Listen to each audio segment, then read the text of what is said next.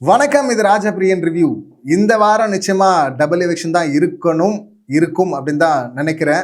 ஏன்னா ஓவரா இருக்குல்ல, ஹவுஸ் ஃபுல்லா இருக்கு, வீடு சீக்கிரமா காலி பண்ணுங்க, இன்னும் கொஞ்ச நாள் தானே இருக்கு. போன வாரமே கூட பண்ணியிருக்கலாம், பட் இந்த வாரம் பண்ணி தான் ஆகணும் அப்படிங்கிற கட்டம் வந்திருக்கு. 7 பேர் தான் இருக்கிறாங்க நாமினேஷன்ல. இதுல யார் டேஞ்சர் ஜோன், யாரை பார்த்து மக்கள் வெளியே போட அயோக்கிய ராஸ்கல்னு சொல்ல வாய்ப்பு இருக்கு அப்படின்னு சொல்லிட்டு அன்அஃபிஷியல் என்ன சொல்லுது, நம்ம கம்யூனிட்டி டேப்ல ஓட் போட்டவங்க என்ன சொல்றாங்க சொல்லிட்டு பார்ப்போம். ஃபர்ஸ்ட் அன்அஃபிஷியல் வந்தோம் அப்படின்னா, இங்கே கானா வினோத் அவர் 2,16,000 ஓட்டில் லீட் பண்ணுறாரு. 2வது இடத்துல சபரி இருக்காரு, 1,29,000 ஓட்டு. கிட்டத்தட்ட பாதி இருக்குல்ல டிஃப்ரென்ஸு. ஸோ டைட்டில் வின்னர் ரேஞ்சில் தான் இப்போதைக்கு கானா வினோத் இருக்கிறாரு. 2வது இடம் சபரி. காணாமே ஆனால் நல்லா பர்ஃபார்ம் பண்ணார். சில கேள்விகள்லாம் கேட்டதெல்லாம் பார்த்தீங்கன்னா நிஜமாவே நல்லா இருந்தது, சுவாரஸ்யமாக தான் இருந்தது. ஆனாலும் இன்னும் ஓப்பன் அப் ஆகாத மாதிரி, ஃபுல் ஃபோர்ஸாக சபரி இல்லாத மாதிரி தெரியுது.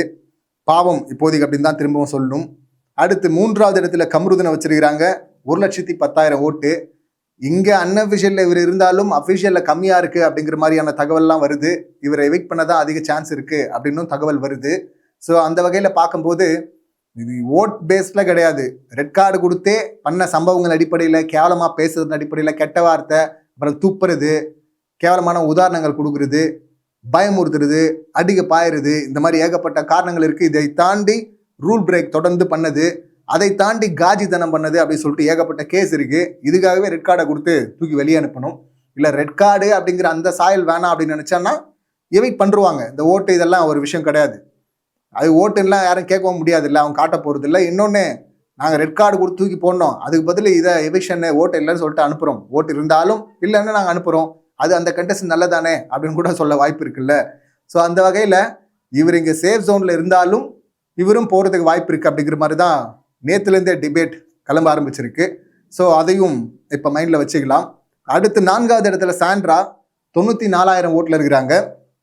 5வது இடத்துல எஃப்ஜே 68,000 ஓட்டில் இருக்காரு. சாண்ட்ராக்கும் எஃப்ஜேக்கும் நடுவில் ஒரு 26,000 ஓட் டிஃப்ரென்ஸ் இருக்குது. அடுத்து 6வது இடத்துல வியனா இருக்கிறாங்க 57,000 ஓட்டில். ஸோ வியனாக்கும் எஃப்ஜேக்கும் நடுவில் ஒரு 11,000 ஓட் டிஃப்ரெண்ட் இருக்குது. கடைசியாக ரம்யா 47,000 ஓட்டில். வியனாக்கும் ரம்யாவுக்கும் ஒரு 10,000 ஓட் டிஃப்ரென்ஸு. ஆனால் இந்த மாதிரி ரம்யா வந்து இதுன்னா முதல் முறையாக, நிறைய முறை பார்த்துட்டோம், நிறைய வீடியோக்கள் நம்மளும் பண்ணிட்டோம். எல்லாத்துலேயும் ஓட்டின் அடிப்படையில் பார்க்கும்போது அன்அஃபிஷியலில் அவங்க தான் கீழே இருப்பாங்க. நம்ம கம்யூனிட்டி டேப்லேயும் பார்த்தீங்கன்னா அவங்க டேஞ்சர் ஜோனில் தான் இருப்பாங்க. ஆனால் அங்கே மட்டும் பிக் பாஸ் வீட்டில் சேஃப் ஜோன்லேயே இருக்கிறாங்க. போன வாரம் எக்ஸ்ட்ரீமாக போயிட்டு சும்மாவே இருக்கிற மிக்சர் சாப்பிட்ற ஒரு கண்டஸ்டண்ட்டை வச்சுட்டு இருந்ததுக்கு போன வாரம் என்ன அசிங்க பண்ணமோ அதை பட்டாங்கல்ல. அந்த கண்டஸ்டன்ட் வந்து சொல்கிறாங்க, அதாவது சார் நான் வீட்டுக்கு போயிடுறேன் சார்னு. இன்னொன்று, இந்த ரம்யா வந்து கெட்ட வார்த்தை பேசினான்னு சொல்லிட்டு போன வாரம் போட்டு விஜய் சேதுபதி அடிச்சார்ல, அதில் என்ன பெருமை அப்படின்லாம் கேட்டார்ல. இப்போ பார்வதி பேசின அந்த கெட்ட வார்த்தைகளுக்கெல்லாம் பார்வதியும் போட்டு பொழப்பாரா அப்படின்னு சொல்லிட்டு வெயிட் பண்ணி பார்ப்போம். இப்போ ரம்யாவுக்கு வந்தோம் அப்படின்னா இவங்க டேஞ்சர் ஜோனில் தான் இருக்கிறாங்க. ஆனால் போவாங்களாங்கிறது இந்த சீசனில் நம்ம தொடர்ந்து பார்த்ததில் டவுட்டாக தான் இருக்குது. அதை வெயிட் பண்ணி தான் பார்க்கணும். ஸோ டபுள் எவிக்ஷன் அப்படின்னும் போது எஃப்ஜே, வியனா, ரம்யா இந்த 3 அதில் 2 பேர் போகிறதுக்கு வாய்ப்பு இருக்குது அப்படின்னு சொல்லிட்டு அன்அஃபிஷியல் சொல்லுது. இதில் சாண்ட்ரா வந்து சேஃப் ஜோனில் தான் இருக்கிறாங்க. பெரிய ட்விஸ்ட்டு நடந்தால் தான் சாண்ட்ரா உள்ளே வரணும். இப்போதைக்கு வர வாய்ப்பு இல்லை அப்படின்னு தான் அன்அஃபிஷியல் சொல்லுது. ஓட் டிஃப்ரென்ஸ் கொஞ்சம் பெருசாக தான் இருக்குது. அப்படியே நம்ம கம்யூனிட்டி டேப் பக்கம் வந்தோம் அப்படின்னா இங்கே கிளியராக 2 பேரை சொல்கிறாங்க. 2 பேருமே பார்த்தீங்கன்னா ஒரே பர்சன்டேஜில் இருக்காங்க.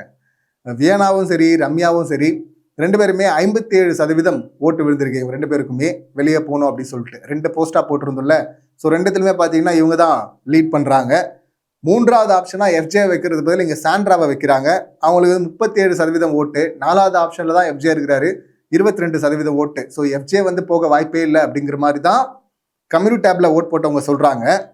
இப்போ போனோம் டபுள் எவிக்ஷன் அப்படின்னா வியனா, ரம்யா அப்படின்னு சொல்கிறாங்க. இதில் ட்விஸ்ட்டுன்னா சாண்ட்ரா அப்படின்னு சொல்லிட்டு இங்கே வருது.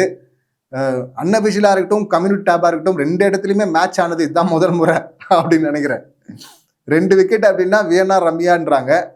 அது நடக்குதா இல்லையான்னு சொல்லிட்டு பார்ப்போம். ட்விஸ்ட்டுன்னு நடந்தால் சாண்ட்ராவோ எஃப்ஜேவோ போகலாம். இதில் பிளே வைஸ் பார்க்கும்போது பார்வதி, கம்ருதன் 2 பேருமே தூக்கி போடலாம். அப்படி இல்லைன்னா யாராவது ஒருத்தரை தூக்கலாம். அந்த ஒருத்தர் பார்வதி கேஸ் அதிகமாக வாங்கியிருந்தாலும் இந்த பக்கம் கம்ருதனை தூக்குனா கரெக்டாக இருக்கும் அப்படின்னு கூட அவங்க நினைக்கலாம், சேனல் நினைக்கலாம், வாய்ப்பு இருக்குது.